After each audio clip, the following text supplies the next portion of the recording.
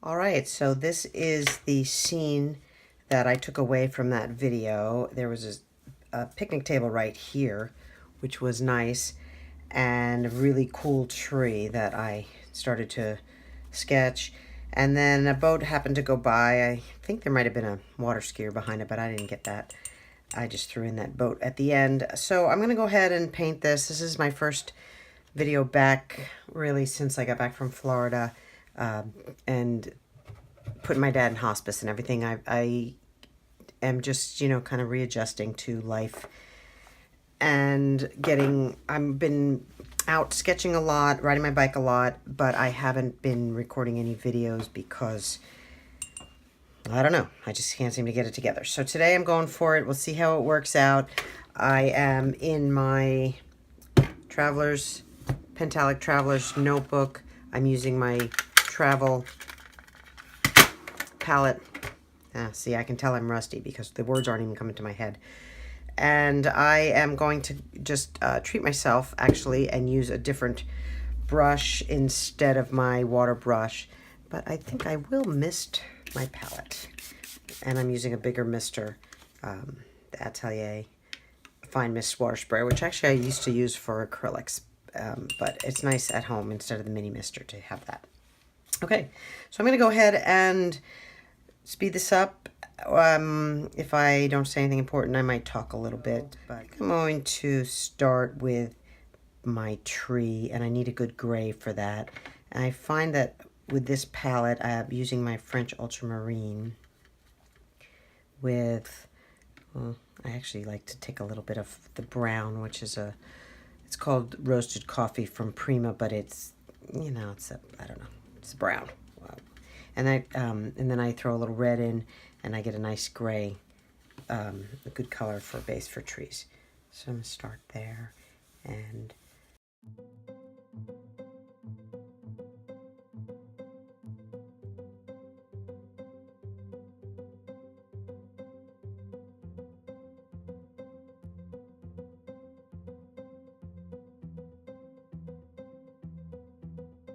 I don't have the tree in my reference photo. So what I did is I have a reference photo up, but I did mostly video. I took one photo, but I didn't take the tree into my reference photo. So I'm just making it tree colors, and I'm not going to worry about it. And who cares if it's right or wrong? I'm adding a little bit more of the brown, even though it was, well, I can't remember because I didn't take a picture of it, but I believe it was more of a gray trunk than a brown trunk, but either way, it'll be fine.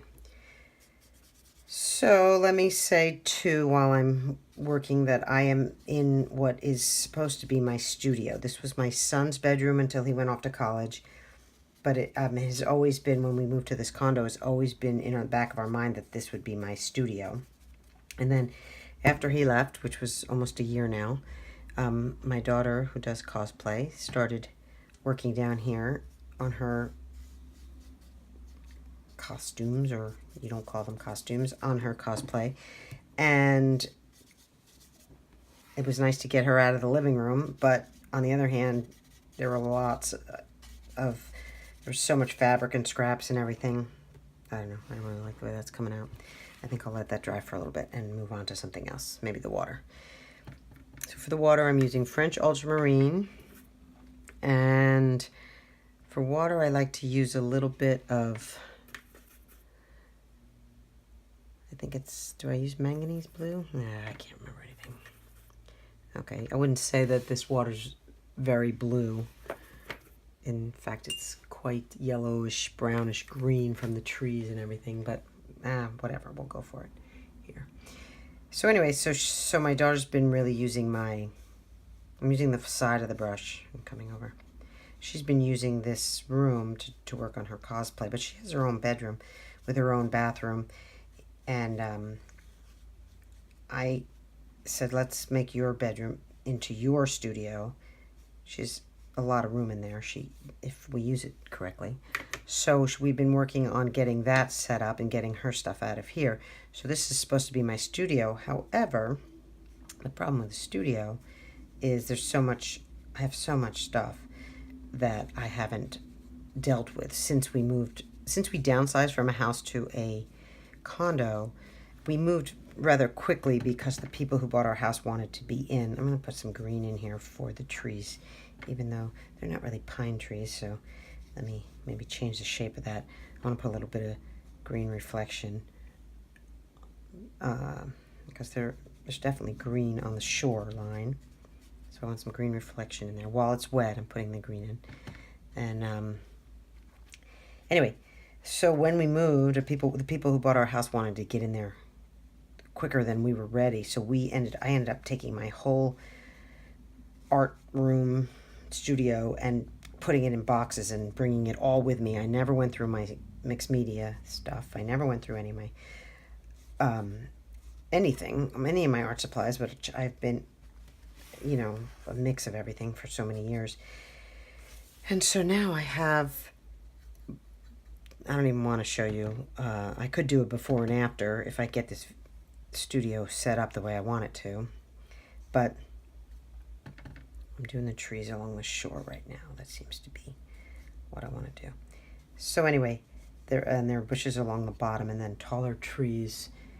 And again, don't really have the greatest video, but I know what trees look like, so we'll just make it work. I will Tim Gunn it, as I like to say, and just make it work. So I'm just using a mixture of my greens. Sometimes I add blue if I really want it darker. I use the green apple a lot more than I thought I would. So I use sap green when I want it darker, and green apple if I want it lighter. I'm coming up underneath and putting some shadow here, just on this with the side of the brush. Okay, studio. So maybe I'll do before and after if I get the studio up the way I want it. In the meantime, I just wanted a place to work, so I'm not always on the island, because that's what I tend to do, is work in the kitchen, film in the kitchen, and then half of our island is taken up with all my art supplies. So I spent a few days hauling things downstairs here and getting this at least to where I could paint on it. It's not really set up the way I would like it to be, but it's at least better than working upstairs and my poor husband who's eating dinner around all my supplies. And I still have stuff up there, let's face it. There's really still a bunch of stuff up on the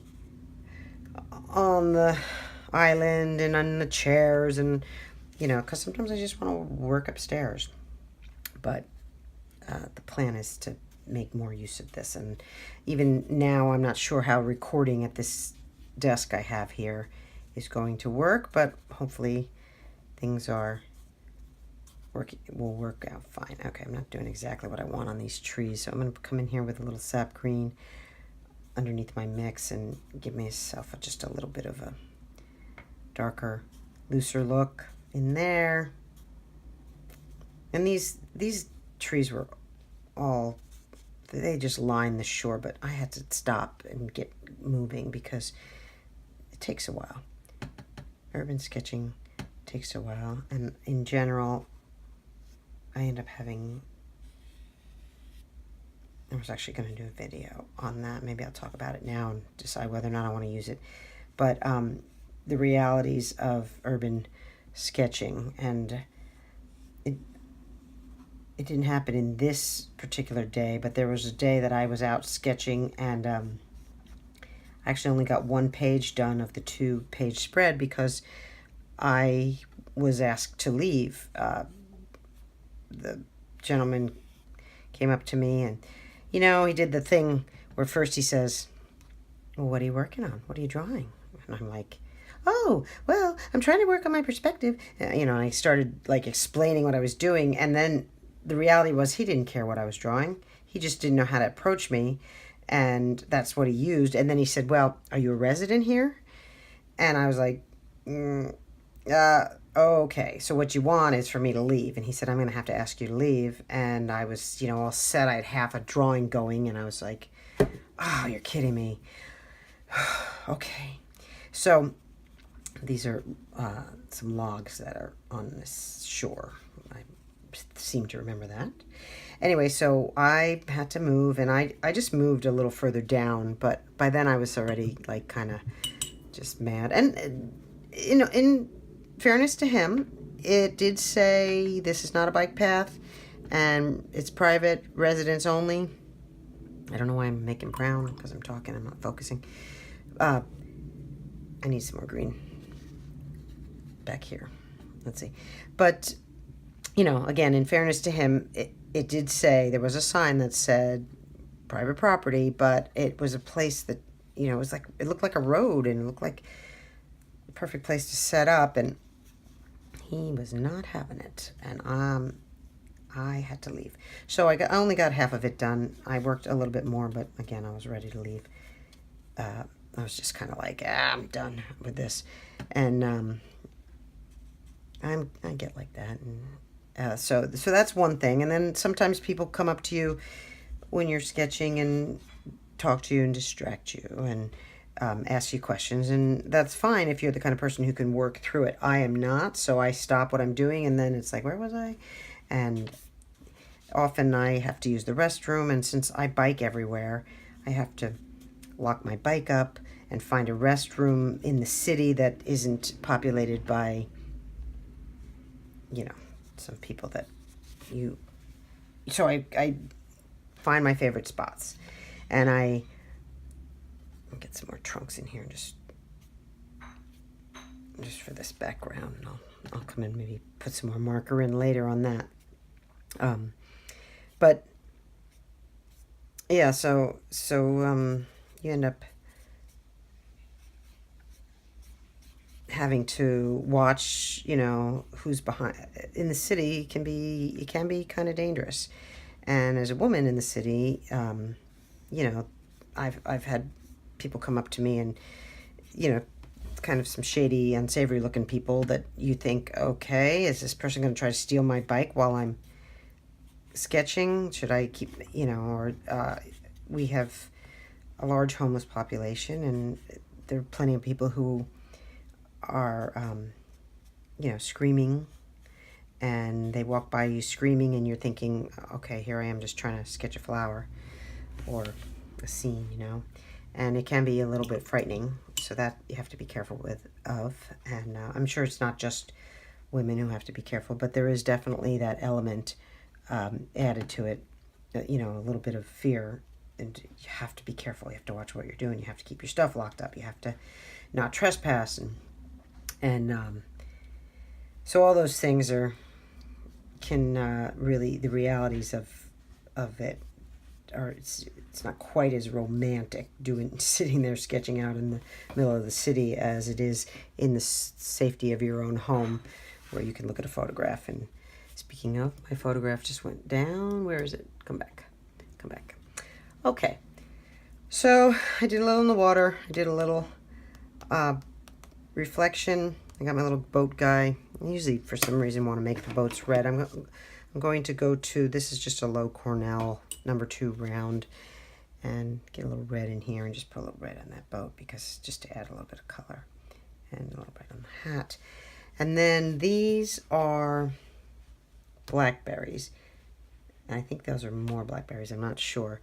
This is just some weedy, reedy kind of stuff. And then these are sweet peas. We have these wild sweet peas that grow here, and they're beautiful. They're pinks and purples and real pretty. And I think that's probably, that and the bench is probably what drew me to the stop at this spot. And it was shady, and we've been having a heat wave. So this I drew on the 5th of July, but we've been having so many days rather of 90 degrees that it's been a little tough. I have to go out very early and be back home before it gets too hot, or else it's just, you know, too miserable to do much else after you ride around in the really high temps. All right, so I just throw a little pink in there. And I think those are blackberries, to be honest, so I'll leave those. I'm going to just put a tiny bit of manganese in so I can get a little bit of purple, because these tend to go purple as they age. So I'll make a little bit of purple and add that, and hope it doesn't look too muddy. So I don't know what I'm going to speed up here. I'm awfully chatty today. It's the first time I've done this in a while, like I said. So I don't want them too purple. And while I'm at it, oops, I went into the ultramarine. Well, we'll see what I get. What color do I get? Okay, that's not too bad. I'll go back to my candy with my ultramarine and a little manganese and make a purple up. And hope it doesn't get too brown. That seems kind of brown. All right, let's start again. Yeah, that's a nice purple. And these are blackberries. We have really these great areas where blackberries grow on the side of the road, and you can, all the trails have them. I mean, they're really a pest and a weed, but they sure taste good. So if you are into it, you can stop and pick. I used to, when the kids were little, I would pick. We'd go picking and then I'd make something, or we'd always have clean blackberries in the refrigerator at certain times of the year. But you never know who sprayed them. You have to be careful. You got to find a real area that nobody inhabits and stuff. All right, some of that. And then, because I don't have the clearest photo of this, I'm just going to wing it. So I'm going for yellow ochre and maybe water that down. And actually, that's probably a pretty good color. And then some of this weedy stuff, I just tend to use some yellow ochre and maybe add either a little green, a little more yellow, or a little brown to it, depending on just what I'm going for. This is a Queen Anne's lace, and so I think I'll just do a light wash of yellow and actually lift it with just my finger, because this is a sketchbook and I don't have to worry. And then these were kind of the same color too. All this was sort of yellow on the ends. So when I do these sketches of lost my train of thought. Sort of. I just want to concentrate on what I was doing. I kind of do this when I'm sketching foliage in areas with plants and stuff. I kind of know what, if I don't have my reference photo, what should be yellow, what should be green, and what should be, like if I do these little ones on the end, I know that those are my yellows. And so the shape of it, I can go back and look at the shape of it and know what I'm supposed to be doing. And that works for me. All right, let's see. So we get some green in here. I mix green with yellow ochre, and that's going to be more like my grass in front colors. So a little bit lighter, a little warmer yellow or green than some of the stuff I have in the back going on there. And we'll make some of this green. It doesn't really matter. You just do what you want. So this studio that I'm in, this studio is on the first floor, and we are in the city. So we are just down the road from some shady businesses, shall we say. And so it isn't always a comfortable, like you would never leave this door unlocked. In fact, when we first moved in, my kids who were raised in the suburbs, they weren't quite as paranoid as they should have been about leaving doors unlocked and everything. And my son was sleeping down here and he left the door unlocked. And it's right there on the city street. You don't even have to walk up the stairs. And I didn't know, but I thought I better check. And sure enough, I opened it up. I opened up the door. He was sleeping. He shot up out of bed, just like, I scared him. And it was like, dude, what are you thinking? This is your mom. What if it wasn't your mom? And he's like, okay. And he hasn't made that mistake since. And then my daughter went through the similar kind of thing. She uses the upstairs, but she went through where she was, she'd forget and not lock the door. And it's, in our other house, we lived in Vancouver, Washington, and we lived in the suburbs, we were in a cul-de-sac, surrounded by houses with kids and minivans and all that stuff. And I'm using a darker green, more like a sap green in here for the blackberries. Anyway, so yeah, I mean, growing up, in the suburbs, it was very safe. It always felt safe. Rarely did we ever think about anything bad happening. But yeah, here in the city, my son's bicycle's been stolen. Parts off the bicycle have been stolen. I can't remember if I've talked about this before. Okay, this is a weird one. I was riding my bicycle on a bridge during rush hour, and rush hour for bikes as well as people. And so it was a real crazy time. And so it was a pedestrian and bike area only, the no cars allowed. But I went to go pass a jogger, and an oncoming jogger must have seen me coming and got freaked out and thought I was biking right towards him, and he put out his arm and punched me, and I almost fell off the bridge. I was literally could have fallen into the river and been, well, I would have died because I was clipped into my shoes on my bike, and I would have, you know, gone down with the bike, and I don't know, it was nuts. And I stopped, and my husband was right behind me, and we're yelling at the guy and all these bikers. I'm holding everybody up, and I'm yelling at this jogger, and he's going, "You got too close to me." I mean, it was just this freaky thing that went on, and it was scary. And I thought, I don't think anybody's ever punched me on my bicycle before, certainly not in the suburbs of Vancouver, Washington. So yeah, that was a little weird. So yeah, those are like kind of brings me full circle to how urban sketching, you know, if you're doing it alone, you really want to be careful what you're doing. Okay, I'm almost done here. I think that is good. I might pick up the big brush and do a sky. I need a little bit more water here, and I think I'm gonna go larger on this, and maybe just some grassy, weedy, dry, you know, a little bit drier here. It's one of the things I love about these big watery brushes is you can just go off to the side and get your point across without getting too wrapped up in the details there. So a little bit there, a little bit here, maybe a little more green.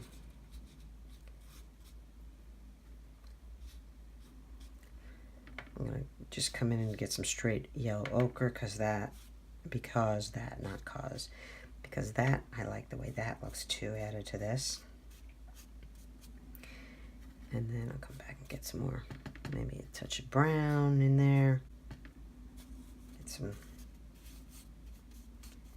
going. So my tree could use some work. I wish I had a better photograph of it, because it was a very cool tree. But I can just use anything and go back and I'm going to add some lines, maybe add some lines with my marker, but I didn't have enough time to get all of the detail drawn that I wanted. You know, that's again another thing, all the things with urban sketching, if you're going to sit there and do it in a hurry, you don't have time to do all the details. And you know, sometimes you have these really cool details and you have to let it go because it's like, I can't do all this.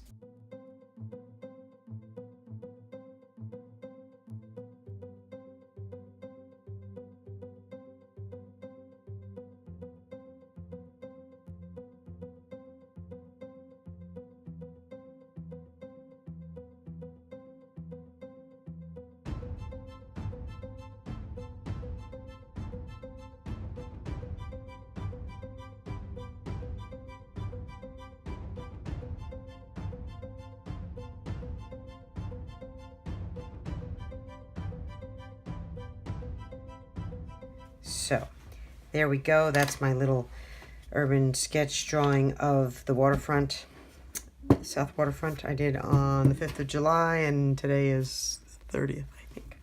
All right. Thank you for watching, and I will see you next time.